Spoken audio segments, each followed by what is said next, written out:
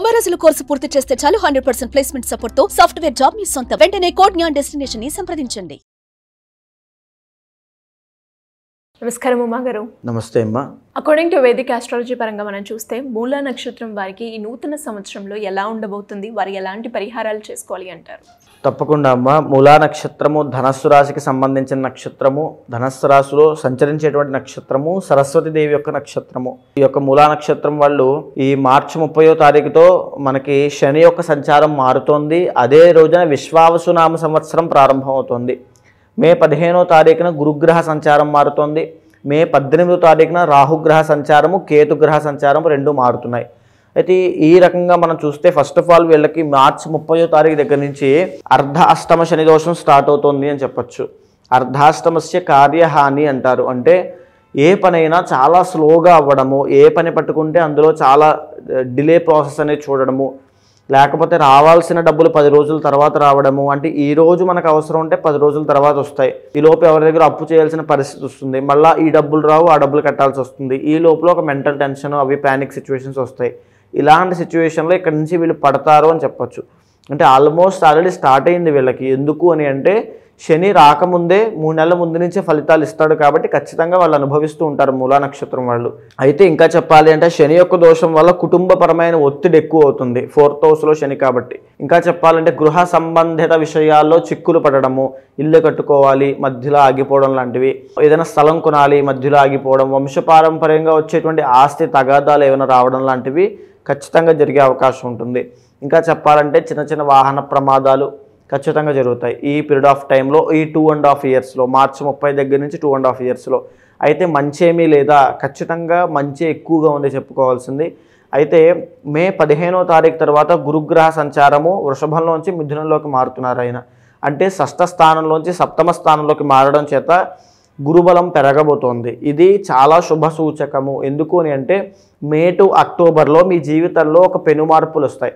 ఎలాంటి పెను మార్పులు వస్తాయి? 7వ స్థానంలో గురుగ్రహ సంచారం గురుబలాన్ని పెంచుతోంది కాబట్టి పెళ్ళి కాని వాళ్ళకి ఖచ్చితంగా పెళ్ళి అవుతుంది. ఇప్పటిదాకా నాకు 33 సంవత్సరాలు వచ్చేసాయండి, నాకు ఇంకా పెళ్ళి కాదని ఆశ కూడా నాకు అవుతుందని ఆశ కూడా నాకు లేదనుకున్న వాళ్ళకి కూడా నో డౌట్ మీరు ప్రయత్నం చేయండి.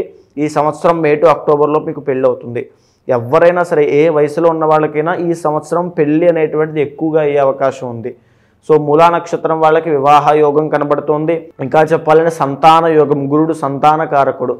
ఎవరైతే సంతానం కోసం ప్రయత్నం చేస్తున్నారో పుత్ర సంతానం కోసము ఖచ్చితంగా మీకు సంతానం కలుగుతుంది. మీ జాతకంలో కానీ పర్సనల్ చార్ట్లో కానీ సంతానానికి సంబంధించి ఏవైనా సంతాన దోషాలు, సంతానానికి సంబంధించిన ఆరోగ్య సమస్యలు మీకు ఉన్నాయన్నా మీ జాతకంలో సంతాన దోషం ఉన్నట్లే మీకు ఖచ్చితంగా చార్ట్లో కనబడిపోతుంది. మీకు ఆ ఆరోగ్య సమస్య ఉందా లేదా అనేది. ఖచ్చితంగా ఈ మే లోపలనే మీరు పరిహారములు ఆచరించండి. వచ్చేటువంటి సమయం చాలా మంచిది కాబట్టి ఖచ్చితంగా శుభవార్తలు వింటారు ఇప్పుడు పరిహారాలు చేయిస్తే. ఇంకా చెప్పాలి అంటే గురుబలం పెరగడం వల్ల ఆదాయం పెరుగుతుంది, డబ్బులు నిల్వ ఉంటాయి, కాస్త కనబడతాయి, కాస్త శుభకార్యాలకు వెళ్తారు, తీర్థయాత్రలకు వెళ్తారు, డబ్బులు కాస్త దానం చేయగలిగేటువంటి కెపాసిటీలోకి వీళ్ళు వస్తారు. అంటే వీళ్ళకి ఆ గురుబలం అనేటువంటిది చాలా మంచి చేస్తుంది, చాలా ఆనందపడేటువంటి సిచ్యువేషన్స్ కూడా కనబడతాయి. ఇక్కడ చూస్తే మళ్ళీ మే 18వ తారీఖు తర్వాత రాహు కూడా 3వ స్థానంలో యోగిస్తున్నాడు. దీని యొక్క ప్రభావం వల్ల ఏంటి అంటే రాహు 3వ స్థానంలో యోగించడం అంటే వీళ్ళ యొక్క ప్రతిభ, సామర్థ్యము, శక్తి కూడా బయట ప్రపంచానికి తెలిసి గుర్తింపబడేటువంటి స్థాయికి వీళ్ళు వెళ్తారు. అంటే గొప్ప ఫేమ్ కానీ రికగ్నైజేషన్ కానీ వస్తుంది. ఎక్కువ శాతం సినిమా ఫీల్డ్లో ట్రై చేసే వాళ్ళకి మూలా నక్షత్రం వాళ్ళకి ఖచ్చితంగా అద్భుతమైనటువంటి రాజయోగం అని చెప్పచ్చు. ఇంకా చెప్పాలంటే రాహు అనుకూలిస్తున్నాడు కాబట్టి ఎలక్ట్రానిక్ రంగంలో కానీ సాఫ్ట్వేర్ రంగంలో కానీ ట్రై చేస్తే ఖచ్చితంగా ఇంకా గొప్ప రాణింపు అనేది ఉంటుంది. ఇంకా చెప్పాలంటే 3వ స్థానంలో రాహు కాబట్టి చేతి వృత్తి వ్యాపారం చేసుకునే వాళ్ళకి, చిరు వ్యాపారస్తులకి కూడా అద్భుతమైనటువంటి రాజయోగము. బికాజ్ రాహు యోగిస్తున్నాడు అంటే జీవితం ఒక్కసారిగా పైకి లేస్తుంది. టర్నింగ్ పాయింట్ అంటాం కదండి, ఒక్కసారిగా పైకి లేస్తుంది. బికాజ్ రాహు అంటే యాంప్లిఫై చేసేటువంటి గ్రహము. సాధారణంగా స్లో డౌన్ ప్రాసెస్ కాదైంది, చాలా ఫాస్ట్గా వస్తాయి అన్నీ కూడా.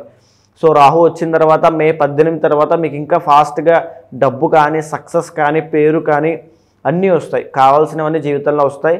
కానీ శని దోషం మాత్రం వెంటాడుతూనే ఉంటుంది. ఎక్కడో తెలియని అసంతృప్తి, ఇవన్నీ కూడా చిన్న చిన్న మెంటల్ టెన్షన్స్, ప్యానిక్ సిచ్యువేషన్స్ అన్నీ వస్తూనే ఉంటాయి. శనికి సంబంధించి పరిహారములు ఖచ్చితంగా ఆచరించాల్సిందే. అయితే కేతు కూడా మీ జాతకంలో 9th హౌస్లో కేతు అంత యోగించట్లేదు.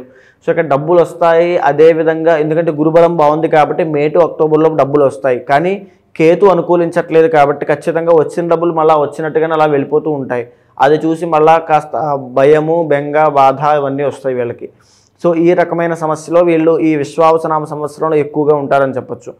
అయితే శనికి సంబంధించి పరిహారములు మాత్రం వెరీ షూర్ ఖచ్చితంగా ఆచరించండి. మీ జీవితం చాలా బాగుంటుంది.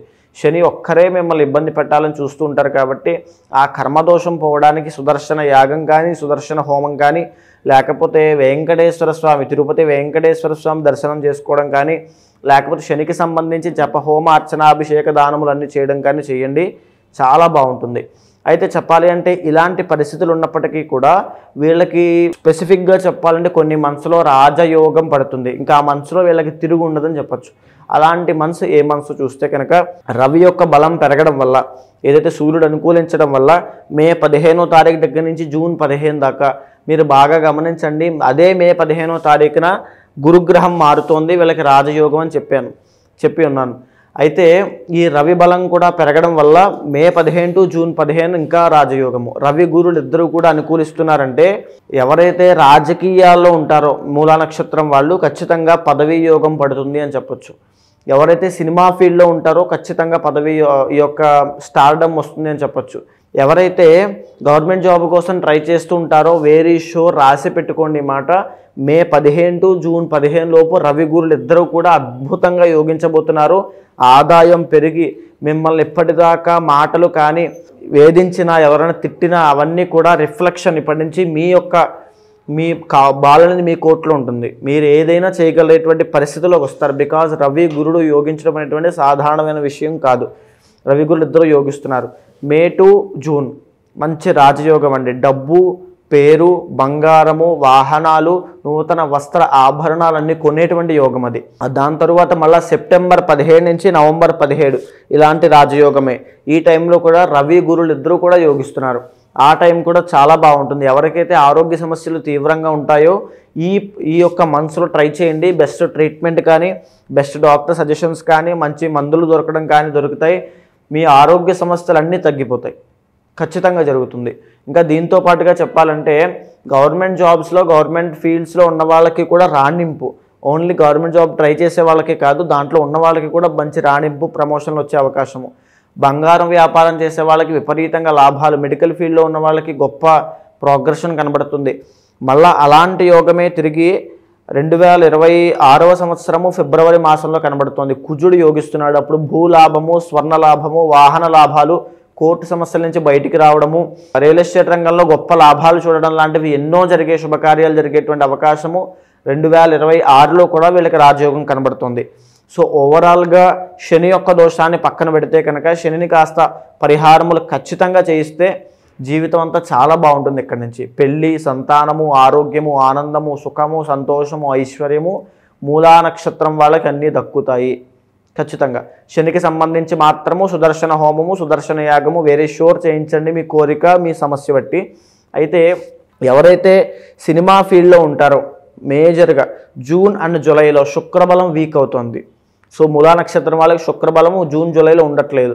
దానివల్ల ఎస్పెషల్లీ సినిమా రంగంలో ఉన్నవాళ్ళు, ఆడవాళ్ళకి సంబంధించిన బట్టల వ్యాపారం చేసేవాళ్ళు, ఫర్నిచర్ షాప్స్, క్రియేటివ్ ఫీల్డ్స్లో ఉన్నవాళ్ళు, వాళ్ళ యొక్క కెపాసిటీ మీద ఆధారపడి ముందుకు వెళ్ళేవాళ్ళు ఎస్పెషల్లీ జూన్ అండ్ జూలై నెలల్లో కాస్త జాగ్రత్తగా ఉండాలి. ఆడవాళ్ళ విషయంలో జాగ్రత్తగా ఉండాలి. ఆడవాళ్ళైనా మగవాళ్ళైనా వాళ్ళ యొక్క పర్సనల్ గుప్త రోగములు, ఆరోగ్యపరమైన విషయాల్లో జాగ్రత్త. ఉమెన్కి అయితే పీసీఓడి కానీ, పీసీఓఎస్ కానీ, థైరాయిడ్ కానీ, గాల్ బ్లాడర్ స్టోన్స్ కానీ వచ్చే అవకాశాలు ఉంటాయి. మెన్ అయితే కనుక ఖచ్చితంగా ఫెర్టిలిటీ ప్రాబ్లమ్స్ కానీ, లవ్ బ్రేకప్స్ కానీ, ఇలాంటి శుక్ర సంబంధించిన ఇబ్బందులు, గుప్త రోగములు ఇవన్నీ వచ్చే అవకాశాలు ఉంటాయి. వెరీ వెరీ కేర్ఫుల్గా ఉండాలి. సినిమా ఫీల్డ్లో ఉన్న వాళ్ళు అయితే జూన్ జూలై నెలల్లో ఖచ్చితంగా రిలీజులు కానీ, ఆ టైంలో ముందడుగు వేయడం కానీ ఖచ్చితంగా చేయకూడదు. ఎందుకంటే శుక్రబలం తక్కువ ఉంది. జన ఆదరణ, జన వశీకరణ, రెప్యుటేషన్, రెమ్యునరేషన్, వాల్యూ ఇవన్నీ తగ్గే అవకాశాలు ఉంటాయి. ఆ 2 monthsలో సేఫ్ గేమ్ ఆడగలిగితే ఆ తర్వాత నుంచి ఎక్సలెంట్గా ఉంటుంది అని చెప్పొచ్చు. జాతక రీత్యా ఎవరైనా కూడా ఎదుర్కొనే సమస్యలకి పరిహారాలు చేసుకోవాలి అంటే ఎలా మిమ్మల్ని అప్రోచ్ అవ్వాలి గురుగారు? తప్పకుండా అండి. ఏదైనప్పటికీ కూడా గోచారం వేరు, పర్సనల్ చార్ట్ వేరు. ఖచ్చితంగా ఎవరైనా సరే పర్సనల్ చార్ట్ చూపించుకోవాలనుకున్న వాళ్ళు కింద కనిపించే నెంబర్కి కాల్ చేస్తే ఖచ్చితంగా పర్సనల్ చార్ట్ని, మీ యొక్క జీవితాన్ని, మీ యొక్క గోచారాన్ని మూడింటిని చూసి మీ కోరికలు ఏంటి, మీ భావన ఏంటి, ఇప్పుడు ఏమనిపిస్తోంది, ఏ థాట్ ప్రాసెస్లో మీరు ఉన్నారు, ప్రతిదీ కూడా కూలంకషంగా చూసి చర్చించి మాట్లాడిన తర్వాత ఏదైతే నిర్దిష్టమైన పరిహారాన్ని ఆచరింపచేయాలో దాన్ని మీతో ఆచరింపచేసి ఆ మంత్రోపాసన చేయించేలా చేసి ఖచ్చితంగా మంచి రిజల్ట్స్ వచ్చేలా నేను చేస్తాను. ధన్యవాదాలు గురుగారు. నమస్తే.